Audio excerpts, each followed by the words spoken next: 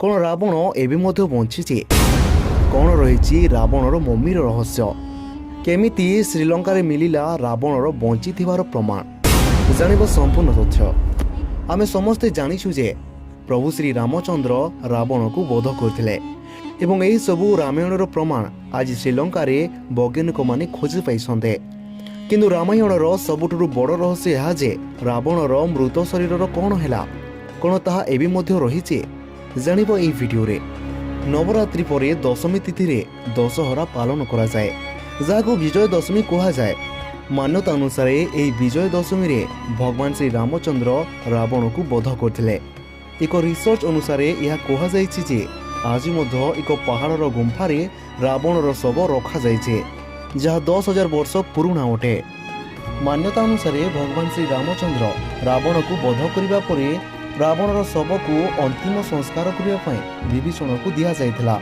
କିନ୍ତୁ ବିଭୀଷଣ ରାଜ୍ୟର କାର୍ଯ୍ୟ ଏବଂ ରାଜପାଟ ସମ୍ଭାଳିବାରେ ବ୍ୟସ୍ତ ହୋଇପଡ଼ିଲେ। କୁହାଯାଏ ଏହାର ସୁଯୋଗ ନେଇ ନାଗକୁଳର ଲୋକମାନେ ରାବଣର ଶରୀରକୁ ନେଇଯାଇଥିଲେ। ତାଙ୍କର ବିଶ୍ୱାସ ହେଲା କି ରାବଣର ମୃତ୍ୟୁ କ୍ଷଣିକ ଅଟେ, ସେ ପୁଣି ଜିନ୍ଦା ହୋଇଯିବ। ଏହାପରେ ସେମାନେ ରାବଣର ଶରୀରକୁ ମମି କରି ଏକ ରହସ୍ୟମୟ ପାହାଡ଼ର ଗୁମ୍ଫାରେ ଲୁଚାଇ ଦେଇଥିଲେ। ଯେଉଁ ଗୁମ୍ଫାରେ ରାବଣର ଶବ ରଖାଯାଇଛି ତାହା ରେଗାଲା ଜଙ୍ଗଲରେ 8,000 ଫୁଟ ଉଚ୍ଚତାରେ ରହିଛି, ଯେଉଁଠାରେ ରାବଣର ଶରୀରକୁ ମମି କରି ରଖାଯାଇଛି।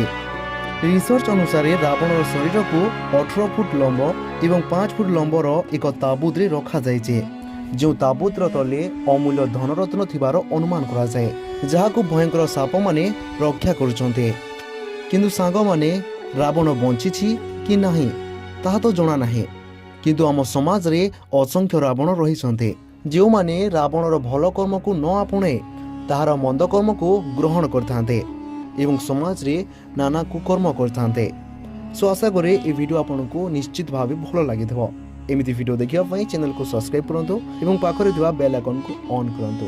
ପୁଣି ଦେଖା ହେବ ଅନ୍ୟ ଏକ ଭିଡ଼ିଓ ସହିତ।